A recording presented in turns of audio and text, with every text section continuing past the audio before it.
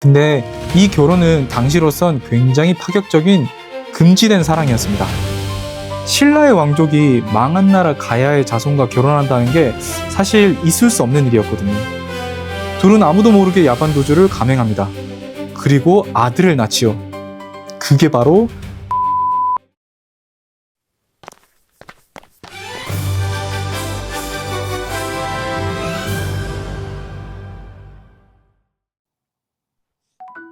안녕하세요. K고분 헌터스의 마한입니다. 제가 지금까지는 영산강 요역과 서울의 고분을 중심으로 소개시켜 드렸었는데요. 오늘은 경상도 지방으로 내려가 볼까 합니다. 여러분, 혹시 고등학교 때 배웠던 이 고대가요 기억하시나요? 구하구하 수기현야, 약불현야, 번짝이 끼랴. 잘 기억이 안 나신다고요? 그럼 이걸 한국어로 바꿔서 불러드릴게요. 거부가 거부가 머리를 내어라. 내놓지 않으면 구워서 먹으리라. 네, 맞습니다. 거북이가 세상에서 제일 싫어한다는 시죠? 바로 구지가입니다. 오늘 제가 소개시켜 드릴 곳은 구지가를 불렀던 고대 국가인 가야, 그 중에서도 금관가야가 있었던 경상남도 김해 대성동 고분군입니다. 이 구지가는 이련이 쓴 삼국유사에 기록되어 있습니다. 그래서 우리나라에서 가장 오래된 문학작품 중 하나로 손꼽히죠. 고조선의 공무도화가 보다는 조금 후기겠지만 황조가와는 아마 비슷한 시기의 작품일 것입니다. 어떤 학자들은 이 구지가가 아마 여러 사람이 일을 하면서 동시에 불렀던 노동요였을 거라고 추정을 해요. 2000년 전의 김해는 아직 나라가 제대로 세워지지 않은 부야국이었습니다. 아직 왕이 없었고 대신에 9명의 부족장이 있었어요. 이들을 구관이라고 부르죠. 그 당시에 이 좁은 땅에 9명의 족장이었다고 하면 그냥 지금으로 치면 9개의 시족에 가깝다는 걸 의미하는 것일 거예요. 그러다가 42년, 즉 서기 42년에 하늘에서 신비한 목소리가 들려옵니다. 구관들에게 구지봉의 흙을 팔면서 노래를 부를 것을 명령하지요. 구관들은 지금으로 치면 경상남도 김해시 구산동의 작은 동산 위로 올라갑니다. 바로 구지봉이라고 불리는 동산이죠. 거기서 같이 노래를 부릅니다. 거부가 거부가 머리를 내놓아라. 내놓지 않으면 구워서 먹으리라. 이걸 반복해서 불러요. 그리고 아마도 강강수월래 같은 춤도 같이 췄을 거예요. 그 이후 어떤 일이 일어났을까요? 삼국유사에는 이렇게 기록되어 있습니다. 얼마 지나지 않아 우러러 보니 자주색 줄이 하늘에서 드리워져 땅에 닿아 있었다. 줄 끝을 찾아가 보니 붉은 보자기에 쌓인 금합이 있었다. 열어서 보니 해처럼 둥근 황금알 6개가 있었다. 바로 이 6알에서 나온 아기들이 가야 6국의 왕이 되었다고 전해집니다. 그런데 신화를 팩트로 다 받아들일 수는 없겠죠. 일단 사람이 알에서 태어난 것은 당연히 비유에 불과한 거겠죠. 그리고 6개의 가야국들이 형성된 시기도 다 다릅니다. 사실 이건 가야인들의 연합 선언문 같은 것입니다. 알에서 같이 나왔다는 건 실제 같은 날에 태어났기보다는 우리가 운명 공동체라는 슬로건에 가깝습니다. 우리가 남이가 뭐 이런 거죠. 이들은 나중에 낙동강을 중심으로 하는 무역 공동체를 형성했거든요.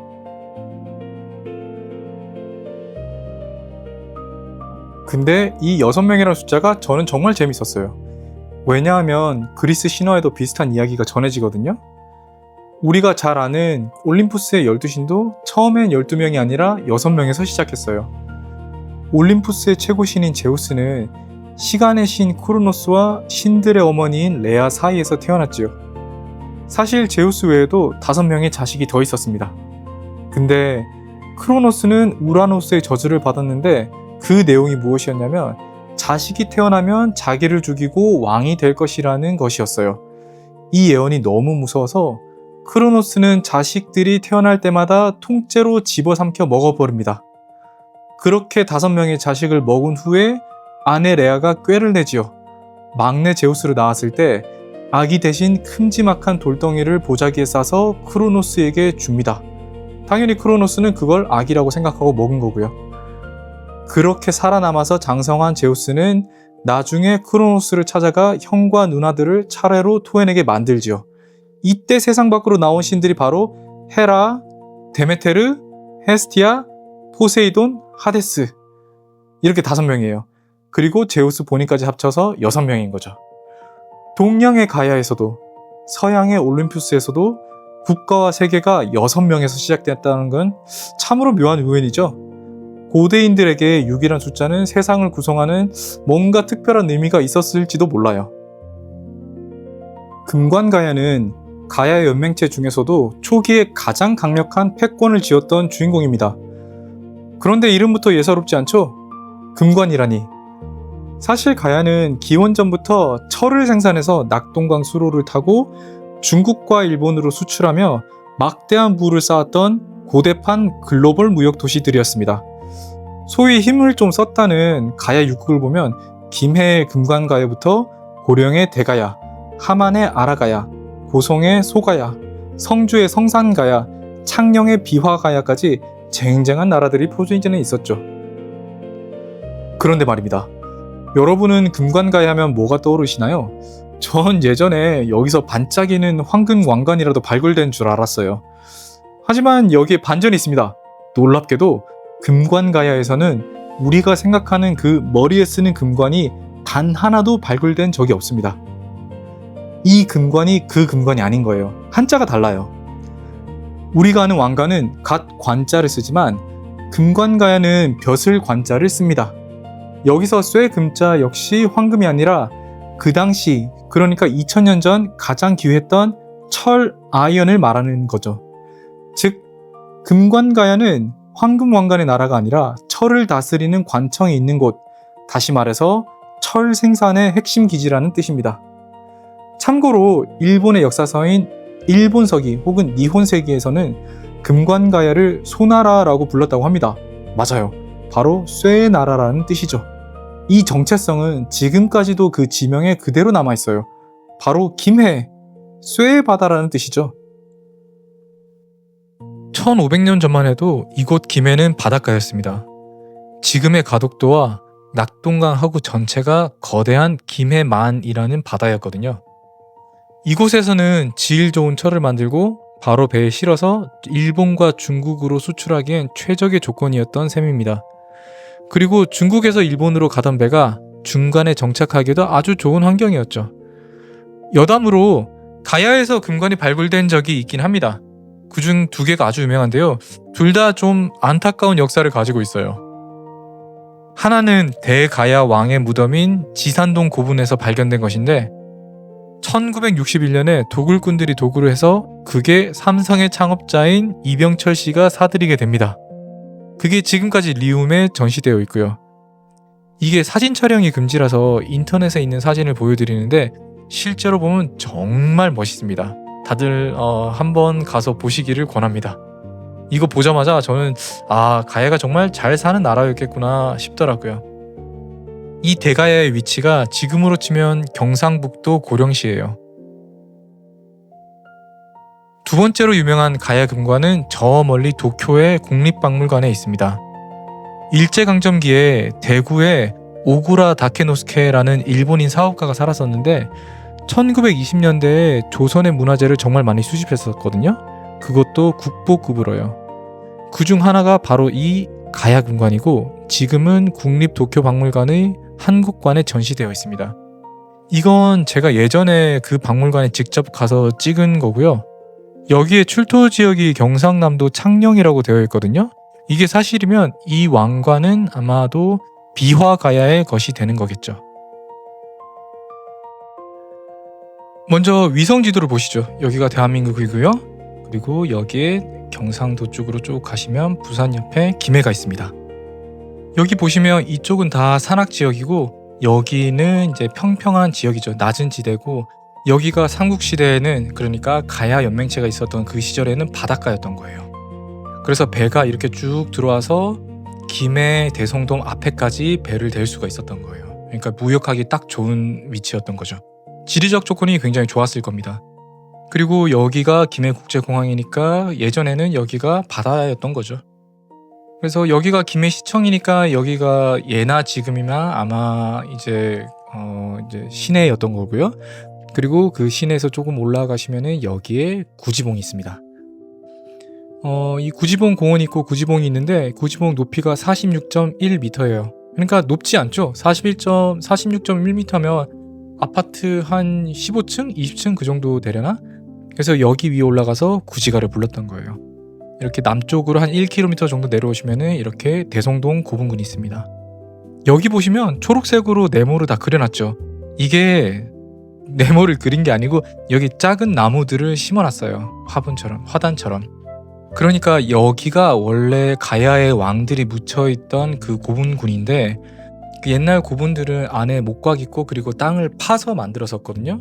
그래서 시간이 지나면 고분이 이렇게 밑으로 주저앉고 또 사람이 왔다 갔다 하다 보면은 이게 평평해지는 거예요. 그래서 고분인지 모르다가 발굴하고 나면은 그때 이제 고분인 걸 알게 되고 그걸 다시 덮고 나서 이렇게 여기가 옛날에 고분이었다라고 표시하려고 이렇게 나무를 심어 놓은 거예요. 나중에 더 영상을 보여드릴게요. 그리고 여기는 대성동 고분박물관입니다.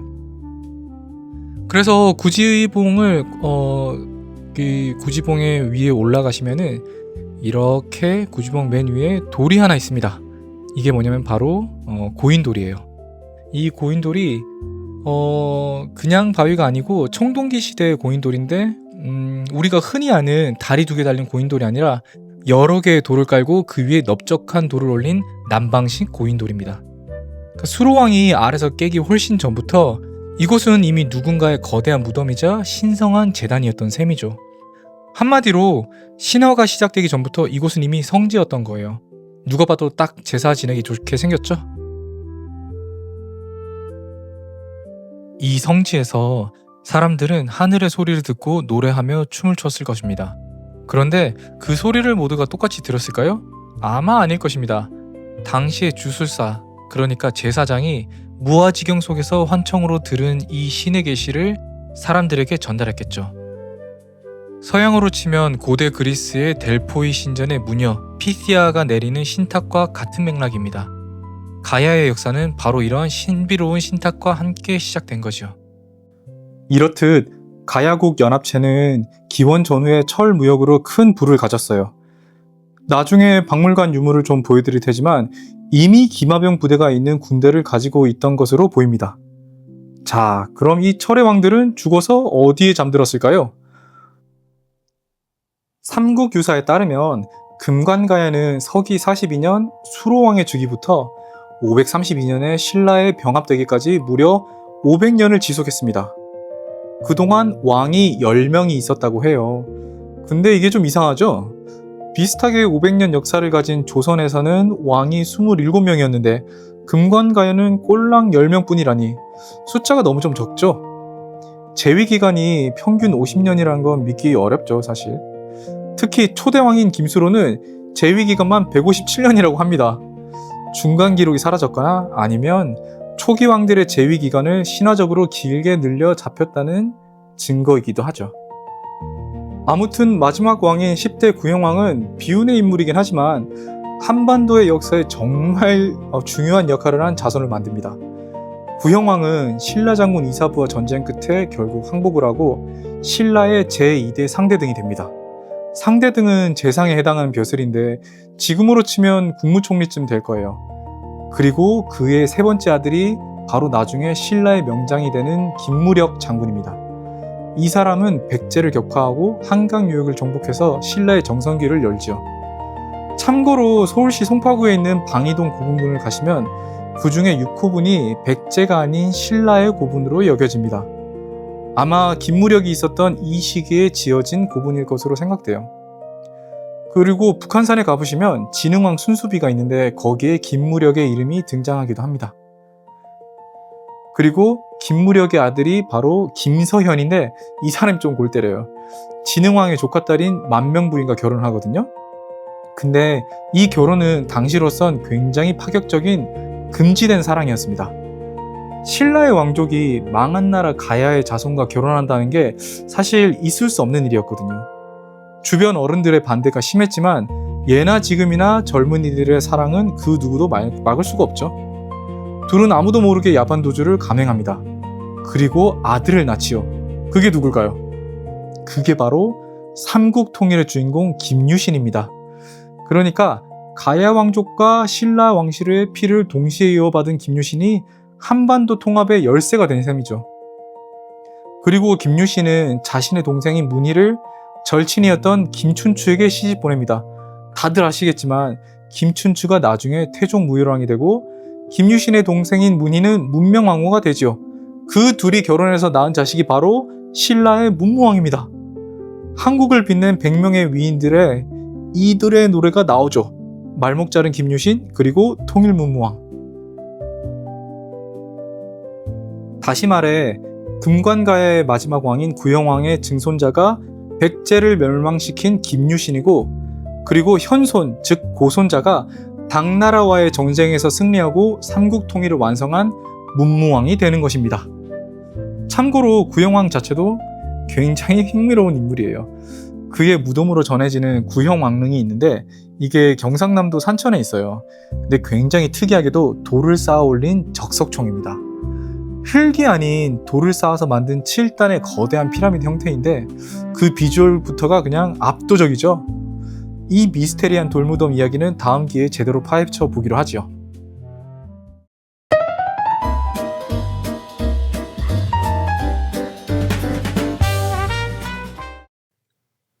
구지가의 전설이 깃든 구지봉에서 남쪽으로 10분만 걸어 내려오면 거북이를 닮은 낮은 구름 하나를 만날 수 있습니다. 바로 애구지라 불리는 것이죠. 이름 속 구지는 거북이를, 애는 아이, 그러니까 작다는 것을 뜻하니 말 그대로 작은 구지봉인 셈입니다. 이곳은 500년 가야의 왕들이 잠든 거대한 타임캡슐 대성동 고분군입니다. 그 역사적 가치를 인정받아 지난 2023년 대성동 고분군을 포함한 7개의 가야 고분군이 유네스코 세계유산으로 당당히 이름을 올렸습니다. 김해라는 고요한 도시 위에 솟은 2개의 거북이 등줄기, 한 곳은 왕이 강림한 탄생의 공간이고 다른 한 곳은 왕들이 잠들어 있는 사후의 공간이라니 정말 신기하지 않나요? 자, 본격적으로 고분군을 둘러보기 전에 이번 편은 아쉽지만 여기서 마무리하겠습니다. 다음 편에서는 대성동 고분군과 고분박물관을 직접 발로 뛰면서 가야의 숨결을 더 가까이 느껴보겠습니다. 그럼 다음 시간에 만나요. 안녕!